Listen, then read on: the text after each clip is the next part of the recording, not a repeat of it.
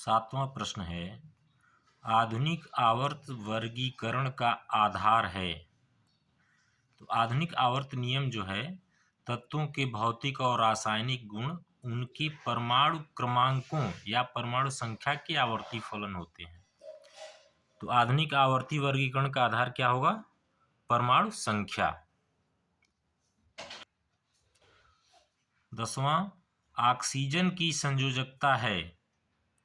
तो ऑक्सीजन की संयोजकता 2 होती है। क्यों? क्योंकि ऑक्सीजन का परमाणु क्रमांक कितना होता है? 6। और इसका इलेक्ट्रॉनिक विन्यास जब हम लिखेंगे तो पहले कक्षा में 2 इलेक्ट्रॉन और दूसरी कक्षा में ऑक्सीजन का परमाणु क्रमांक 8 होता है। तो पहली कक्षा में 2 और दूसरी कक्षा में 6 इलेक्ट्रॉन होंगे। तो जब बाहरी कक्षा में 4 से ज़्यादा इलेक्ट्रॉन होते हैं तो उनकी संयोजकता जो होती है वह 8 में से हम उसकी संयोजकता 8 में से हम घटा के लिखते हैं। तो 8 - 6 बराबर यहाँ पर 2 हो जाएगी। तो इसलिए ऑक्सीजन की जो संयोजकता होगी वह 2 होगी। 11वां प्रश्न है, एक तत्व M के ऑक्साइड का सूत्र MO है, उसके नाइट्रेट का सूत्र क्या होगा? तो इसको हम कैसे करेंगे? ऑक्साइड का सूत्र MO है। तो मान लीजिए M कोई धातु है और वो ऑक्सीजन है, तो ऑक्सीजन की संयोजकता कितनी है? 2। तो जब सूत्र लिखा जाता है तो ऑक्सीजन की संयोजकता इस पर और इसकी संयोजकता इस पे आ जाती है। तो यहाँ पर ऑक्सीजन की संयोजकता 2 है, इसका मतलब M की संयोजकता भी 2 होगी। अब M की संयोजकता पता चल गया तो M की संयोजकता और NO3 की संयोजकता 1 होती है। तो इस पर यहाँ आ जाएगा, NO3 की संयोजकता यहाँ पर आ जाएगी तो M1 और NO3 का ट्वाइस, यानी यहाँ पर जो है MnO3 का ट्वाइस, 1 नहीं लिखते हैं तो MnO3 का ट्वाइस हो जाएगा। इसका मतलब कि यहाँ पर विकल्प B सही है। प्रश्न संख्या 16, तृतीय आवर्त का तत्व है। तो यहाँ पर दिया हुआ है 11Na 38Sr 5B 19K। इसमें जो 11, 38, 5 और 19 दिया हुआ है यह सभी परमाणु क्रमांक हैं। तो हम परमाणु क्रमांकों को पहले इलेक्ट्रॉनिक विन्यास के रूप में लिखते हैं और जब इलेक्ट्रॉनिक विन्यास लिखेंगे तो उससे हमको पता चल जाएगा कि कौन सा तत्व किस आवर्त का है या किस समूह का है। तो सबसे पहले हम 11 का परमाणु क्रमांक यानी सोडियम का परमाणु क्रमांक 11 है, इसका हम इलेक्ट्रॉनिक विन्यास लिखते हैं। तो इसका इलेक्ट्रॉनिक विन्यास क्या होगा? 2 8 कितना बचा? 2 8 10 हो गया, 1 बचा। अब इसमें तीसरी कक्षा में यानी यहाँ कक्षाओं की संख्या कितनी है? 1 2 3। तो जब अंतिम इलेक्ट्रॉन जिस कक्षा में पहुंचता है उसकी संख्या आवर्त संख्या होती है, यानी यहाँ पर 1 2 3 तीसरी कक्षा में अंतिम इलेक्ट्रॉन पहुंच रहा है तो इसका मतलब है कि यह तीसरे आवर्त का तत्व होगा। और यहीं पर एक चीज और बता दें कि अंतिम बाह्य कोश में उपस्थित इलेक्ट्रॉनों की संख्या समूहों को दर्शाता है।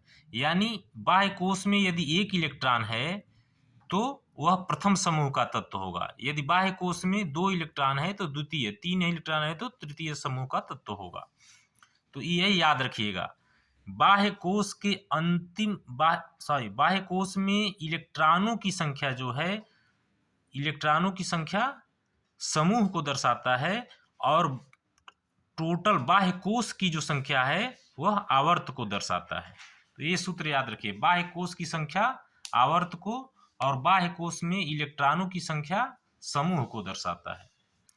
तो इसका मतलब है कि तृतीय आवर्त का तत्व 11Na होगा। अब 17वां प्रश्न है, उभयधर्मी ऑक्साइड है।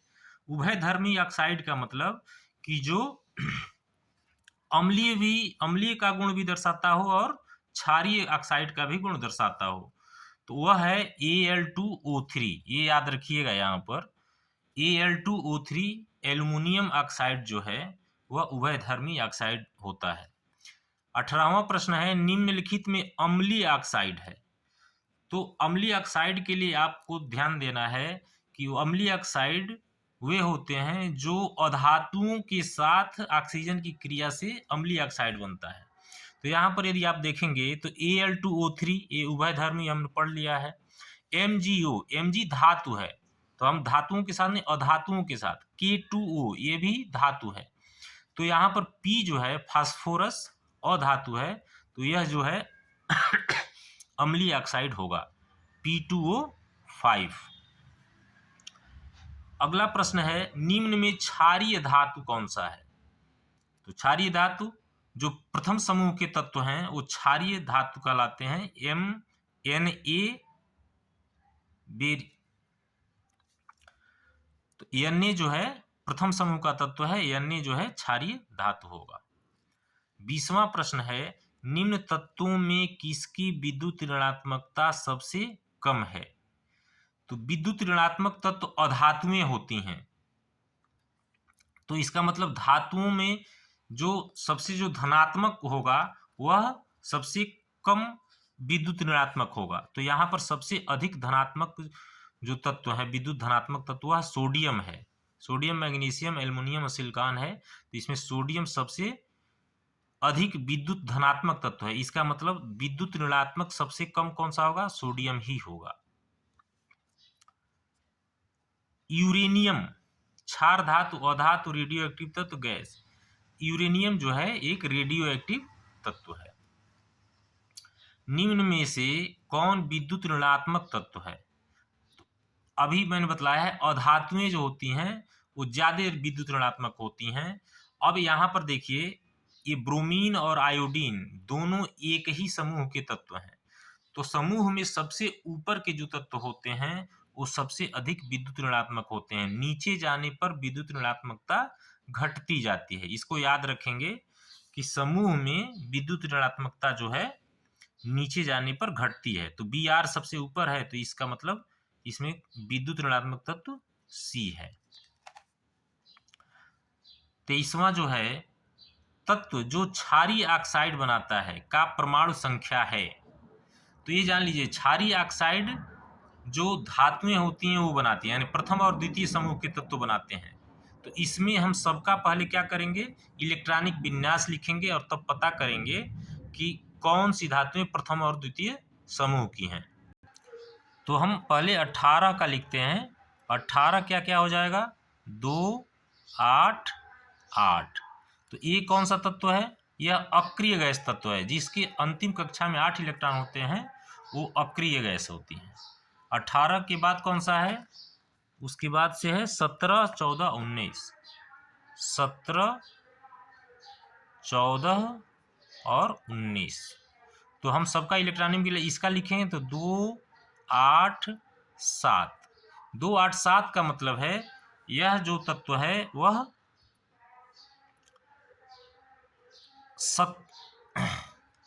17वें ग्रुप का तत्व है। हाँ, और ये जो है 2, 8, 10 और 4, तो यह जो है 14वें ग्रुप का है। 19 ये है 19 का आप देखिए 2, 8, 8, 1। यहाँ पर अंतिम इलेक्ट्रॉन चौथे समूह में चौथे बाह्यतम कोश इसका चौथा है, इस और अंतिम इलेक्ट्रॉनों की संख्या सिर्फ 1 है। इसका मतलब समूह संख्या 1 है। तो यह क्षारीय धातु है, और यह क्षारीय धातु यदि है तो क्षारीय ऑक्साइड बनाएगा। तो इसका मतलब इसका आंसर जो होगा डी होगा।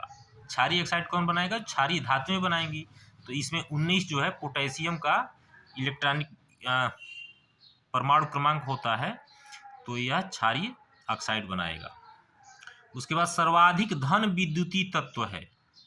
तो सर्वाधिक धन विद्युतीय तत्व में सोडियम, एल्युमिनियम, फ्लोरीन और पोटेशियम। यहाँ पर आप देखेंगे कि सर्वाधिक विद्युती धन विद्युती तत्व में सोडियम और पोटेशियम ये प्रथम समूह के तत्व हैं। तो इसमें के जो है सर्वाधिक धन विद्युती तत्व होगा। एक ही समूह में ऊपर से नीचे जाने पर धन विद्युतीय गुण जो होता है वो बढ़ता है और विद्युत ऋणात्मकता जो है घटती है। विद्युत धनात्मकता बढ़ती है। तो नीचे चूंकि सोडियम से नीचे पोटेशियम है तो यहाँ पर सर्वाधिक धन विद्युती तत्व सोडियम पोटेशियम होगा। डी आंसर सही होगा इसका। नियान, नियान कौन सी धातु है? नियान क्या है? क्षार धातु है, अक्रिय गैस है, उप धातु है, संक्रमण तत्व है। तो नियान जो है अक्रिय गैस है। अब यहां पर एक प्रश्न है, एक तत्व के क्लोराइड का सूत्र MCl2 है, इसके ऑक्साइड का सूत्र क्या होगा? तो चूंकि यहां पर क्लोरीन का जो संयोजकता होती है 1 होती है, इसका मतलब कि M की संयोजकता 2 है, तो इसलिए MCl2 बना है। तो M की संयोजकता 2 हो गई और ऑक्साइड में ऑक्सीजन की संयोजकता भी 2 होती है, तो 2 से 2 कैंसिल हो जाएगा, यानी MO होगा। इसका जो ऑक्साइड होगा वह MO होगा। 27वां प्रश्न है, निम्नलिखित में से कौन अधिक विद्युत ऋणात्मक तत्व है? तो अभी मैंने बतलाया कि सबसे पहले हम देखेंगे कि यह विद्युत ऋणात्मक तत्व जो होते हैं अधातुएं होती हैं। अब अधातुओं में एक ही समूह के यदि तत्व हैं तो उसमें सबसे ऊपर वाले जो तत्व होते हैं वो विद्युत ऋणात्मक अधिक होते हैं। तो यहाँ पर नियान, आर्गन ये तो अक्रिय गैसें हैं। फ्लोरीन, ब्रोमीन, तो फ्लोरीन ब्रोमीन में फ्लोरीन जो है ऊपर है, तो इसका मतलब जो होगा फ्लोरीन सबसे विद्युत ऋणात्मक अधिक होगा। 32वां प्रश्न है, निम्नलिखित में सर्वाधिक परमाणु त्रिज्या वाला तत्व है? तो परमाणु त्रिज्या के बारे में एक कथन है कि परमाणु त्रिज्या एक ही आवर्त में बाएं से दाहिने जाने पर घटती है, लेकिन एक समूह में ऊपर से नीचे आने पर बढ़ती है। तो यहाँ पर आप देखिए सोडियम और पोटेशियम एक ही समूह के तत्व हैं। उसी तरह से मैग्नीशियम और कैल्शियम भी एक ही समूह के तत्व हैं। तो अब ये देखना है कि यह प्रथम समूह का तत्व है और मैग्नीशियम द्वितीय समूह का तत्व है। इसका मतलब प्रथम समूह के तत्व में और कैल्शियम और पोटेशियम जो है सोडियम और मैग्नीशियम के बाद वाले आवर्त का, यानी ये तीसरे आवर्त के तत्व हैं और कैल्शियम और पोटेशियम जो है प्रथम आवर्त के चौथे आवर्त के तत्व हैं। तो अब इनमें से सबसे बड़ा कौन सा होगा, कैल्शियम या पोटेशियम? तो निश्चित तौर पर पोटेशियम के बाद कैल्शियम आता है एक ही आवर्त में। तो आवर्त सारणी में बाएं से दाहिने जाने पर परमाणु त्रिज्या घटती है। इसका मतलब कैल्शियम की परमाणु त्रिज्या पोटेशियम की अपेक्षा छोटी होगी। तो इसमें सबसे सर्वाधिक परमाणु त्रिज्या वाला तत्व पूछ रहा है, इसका मतलब इसमें डी विकल्प सही होगा। 38वां प्रश्न है, आधुनिक आवर्त सारणी को किस वैज्ञानिक ने तैयार किया था? तो आधुनिक आवर्त सारणी नील्स बोर ने तैयार किया था। डी विकल्प सही है। 39वां है, एक तत्व की परमाणु संख्या 20 है, यह आधुनिक आवर्त सारणी के किस आवर्त का सदस्य है? तो सबसे पहले हम 20 का इलेक्ट्रॉनिक विन्यास लिखेंगे। तो इलेक्ट्रॉनिक विन्यास होगा 2 8 8 2, 20 हो जाएगा। अब अंतिम जो इलेक्ट्रॉन है वह टोटल बाह्यतम कोष की संख्या कितनी है? 4, चौथा है। तो इसका मतलब कि यह तत्व जो है चौथे आवर्त में स्थित होगा।